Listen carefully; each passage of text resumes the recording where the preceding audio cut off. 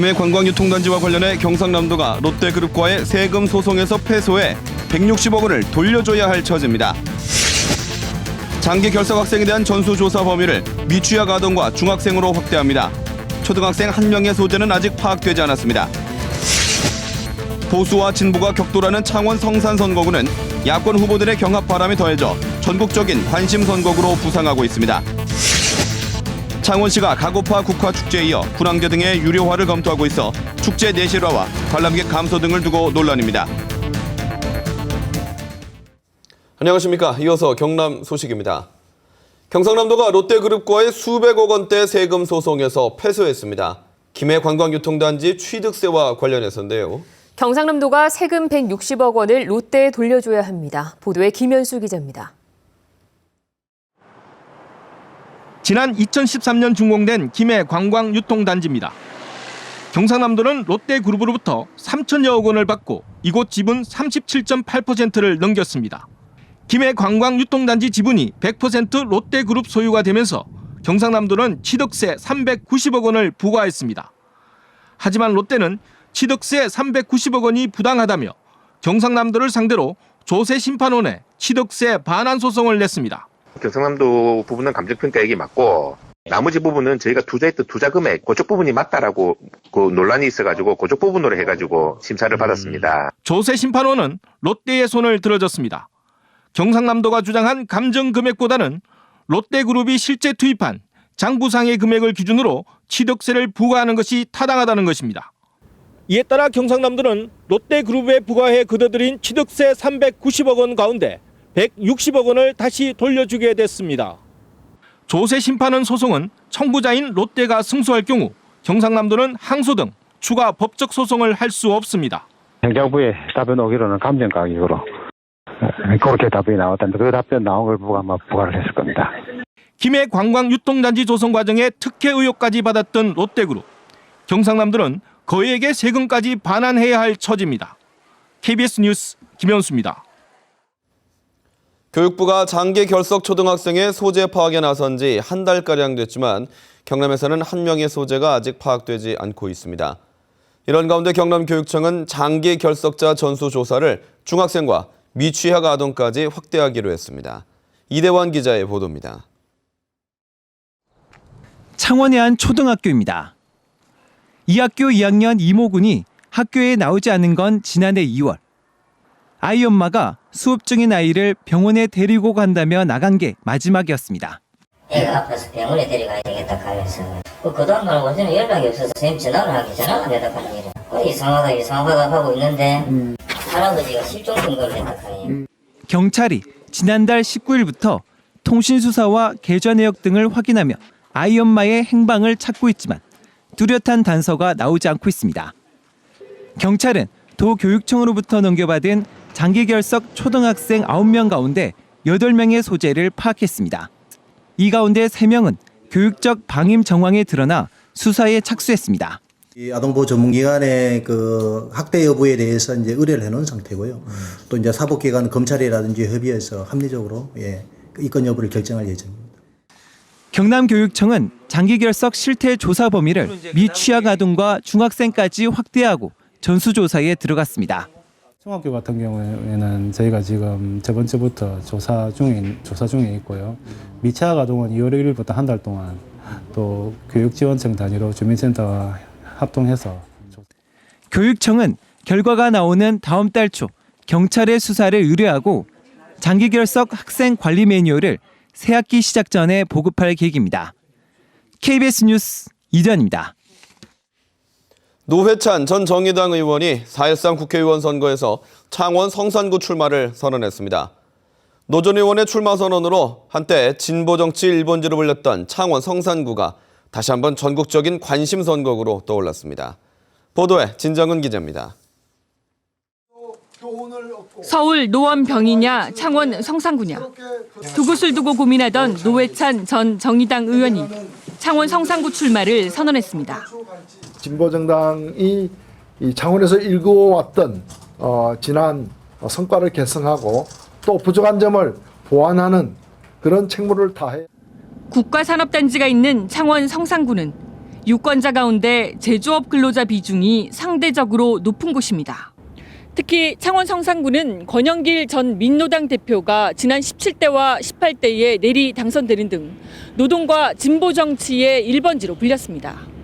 창원 성산구는 현재 새누리당 강기윤 도당위원장이 재선을 노리고 있습니다. 야권에서는 더불어민주당 허성무 전 경상남도 정무부지사가 일찌감치 예비후보로 등록했고 무소속 손석형 전 경남도 의원도 최근 출마를 선언했습니다. 기존 삼파정 구도의 노 전 의원이 출사표를 던지면서 창원 성산구는 전국적인 관심 선거구로 떠올랐습니다. 노동자를 대신한다 하면서 과연 창원에 얼마나 관심을 가지고 있었냐 하는 것도 의구심이 있고요. 그래서 진정하게 우리 창원 시민들은 그 부분을 냉혹하게 판단할 거라죠. 많은 분들에게 분열과 패배의 아이콘으로 노회찬 전 의원님이 각인되어 있습니다. 어떻게 극복하시겠습니까? 이런 가운데 더불어민주당과 정의당이 후보 단일화를 논의하기로 해 앞으로 야권 단일화 여부가 창원 성산구 총선의 최대 변수가 될 것으로 보입니다. KBS 뉴스 진정은입니다. 오는 4월 13일 20대 국회의원 선거와 동시에 치러지는 거창군수 재선거 예비후보 등록 첫날인 오늘 새누리당 4명, 무소속 1명으로 모두 5명이 등록했습니다. 예비후보 등록자는 새누리당의 김기범 전 새누리당 부대변인, 김호연 전 코레일 네트워크스 대표이사, 김창호 새누리당 중앙연수원 교수, 박권범 전 통영부시장, 무소속의 양동인 전 거창군수입니다. 창원시가 오는 10월에 열리는 마산 가고파 국화축제를 유료화하겠다고 밝혔습니다. 또 진해 군항제 등 다른 축제도 유료화를 검토하고 있는데요. 축제 내실화가 명분인데 오히려 관람객이 줄어들 수 있다는 우려도 제기됩니다. 송윤중 기자가 보도합니다. 오는 10월에 열릴 마산 가고파 국화축제가 올해부터 입장료를 받습니다. 창원시는 가고파 국화축제장 전체를 가림막으로 가려 입장료를 받을 건지 일부 작품 관람만 유료화할 건지 검토하고 있습니다. 자생력을 확보를 하고 또 그 수익금을 다시 그 축제에 되돌림으로써 시민들에게 양질의 서비스를 갖다가 제공할 수 있기 때문에 또 진해 군항제와 K-팝 페스티벌도 유료화를 검토하고 있습니다.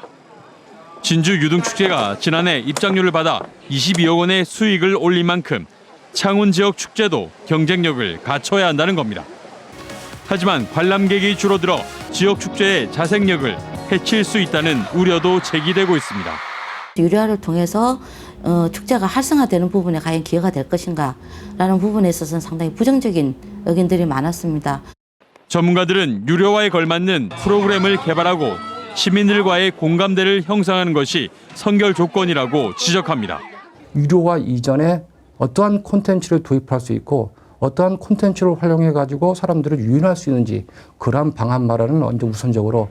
창원시는 축제 유료화 범위와 금액을 정하기 위해 공청회와 시민 설문 등을 할 계획입니다. KBS 뉴스 송현준입니다. 겨울마다 시설 재배 농민들은 가뭄과 지하수 부족으로 어려움을 겪는 경우가 많습니다. 진주에서는 풍부한 강변 여과수로 지하수를 보충하는 사업이 추진돼 농민들의 관심을 끌고 있습니다. 보도에 황재락 기자입니다. 2100여 동 비닐하우스가 밀집한 시설 재배단지입니다.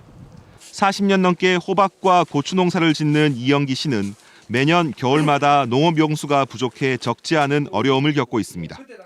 수막 재배로 난방비 부담을 들었지만 지하수 고갈로 밤새 냉해 피해를 겪거나 난방비 부담이 늘어나기 때문입니다. 지표면에서 양수기를 한 4m 정도 다운 씌갖고 구덩이를 파 다운 씌갖고 설치를 해놔도 2월 초까지 그때 되면 물이 없어갖고 작물이 얼어버려요. 주변 200헥타르 농민들에게 반복되던 이 문제를 해결하기 위해 국내에서 처음 대규모 인공지하수 보충 사업이 추진됩니다.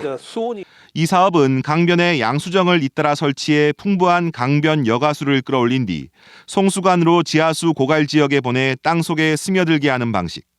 지난 2010년 시범 사업으로 효과를 확인했습니다. 인공적인 지하수 복원으로 안정적인 농업용수 공급이 가능하고 겨울철 난방비와 이산화탄소 발생도 줄일 수 있습니다. 완공이 되면은 가뭄 피해로부터 농민들이 피해를 해소가 되고 가뭄 해소는 근본적으로 해결될 걸로 그렇게 기대를 하고 있습니다. 국비 등 35억 원이 투입되는 국내 첫 인공 함양 사업은 오는 5월 착공에 내년 말 완공 예정입니다. KBS 뉴스 황진학입니다. 다음은 희망 2016 나눔 캠페인에 성금을 보내주신 분들입니다. 창녕군 시설채소연합회 100만 원, 부산 북구 동일몰딩 강종관 씨 100만 원, 김해 세계로 동물병원 50만 원, 의령군 낙서면 손인식회 경인생 일동이 30만 원을 보내주셨습니다. 동읍 새창원 라이온스네스 회원 30만 원, 디카프리 성금 모금액 25만 4,740원, 합성 가고파 남성경로당 20만 원, 개인택시 최부장 20만 원을 기탁하셨습니다. 거제시 둔덕면 농막경로당 회원 1동, 대한노인회 창녕군지회 개성면 노인분회 회원 1동, 의령군 대의면 이장협의회 1동, 내사업 중리 동신 1차 아파트 청년회 배동호 회장과 회원 1동이 각각 20만 원을 맡겨주셨습니다. 성금을 보내주신 분들께 감사드립니다.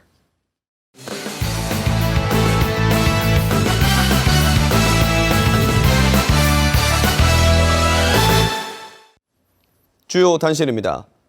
경남 지역에서 운전면허가 취소나 정지되는 운전자가 매년 늘고 있습니다. 경남경찰청은 운전면허 취소 정지자가 2013년에 2만 7,900여 명에서 2014년 3만 1,000여 명, 지난해는 3만 2,900여 명으로 매년 늘어나고 있다고 밝혔습니다. 이 가운데 음주운전은 지난해 상반기 기준으로 취소 처분의 65%와 정지 처분의 53%를 각각 차지했습니다. 경상남도는 올해 장애인 직접 일자리와 보호형 일자리 등 모두 3,300여 명의 직간접 일자리 창출을 통해 장애인의 경제적 자립을 돕기로 했습니다. 이를 위해 115억 원을 들여 읍면동 주민자치센터 행정도우미를 비롯해 기업체와 공공기관 등의 장애인 복지 일자리, 장애인 전용 주차구역 단속 도우미 등의 일자리를 만듭니다. 또 19억 원을 들여 장애인 직업 재활시설과 여성장애인 일감지원센터에 장애인 보호형 일자리를 제공합니다. 경남교육청이 도교육청 발주공사에 지역 근로자를 우선 고용하기 위해 관련 조례안을 도의회에 제출했습니다. 조례안은 추정가격 2억 원 이상의 종합공사와 1억 원 이상의 전문공사, 5천만 원 이상 용역의 경우 지역 건설 근로자를 우선 고용하고 지역 건설 기계를 우선 사용하도록 권장합니다. 관급공사 사업주는 근로계약과 임대차 계약 등을 체결하고 임금지불 약정서를 교육감에게 제출하도록 했습니다. 올해 경상남도 사랑의 온도탑 나눔 온도가 101도를 기록하고 종료됐습니다. 경남 사회복지 공동모금회는 지난해 11월 23일부터 지난달 31일까지 모두 84억 5천만 원이 모금됐다고 밝혔습니다. 경남모금회는 올해 경기 불황으로 법인 기부액은 10% 감소했지만 개인 기부액이 20% 증가해 모금액이 지난해보다 1억 5천만 원 증가했다고 설명했습니다. 경상남도와 도교육청이 오늘 4시간여 동안 학교급식비 지원 실무 협의를 했지만 이견이 좁히지 못했습니다. 오늘 6차 실무협의에서 경남교육청은 전체 식품비의 50%인 622억 원 지원을 요청했지만 경상남도는 저소득층 급식비를 빼고 편성한 식품비 305억 원만 지원하겠다는 입장을 고수했습니다. 다음 실무협의 일정도 경상남도는 내일 오후 3시로 제안했지만 교육청은 지원 요청 금액에 대한 경상남도 입장이 정리되는 대로 다시 통보해달라고 답변해 사실상 다음 일정도 잡지 못했습니다. 지난해 경남 지역에서 광공업과 건설, 소매 유통 분야의 실적이 전년보다 못했던 것으로 나타났습니다. 동남지방통계청의 산업활동 동향을 보면 경남에서 광업과 제조업 생산은 전년보다 7% 감소했습니다. 또 대형 소매점 판매는 전년보다 2.9% 감소했고 건설 수주는 부산과 울산은 증가했지만 경남만 5.3% 감소한 6조 6,300억 원을 기록했습니다. 경남 소식이었습니다.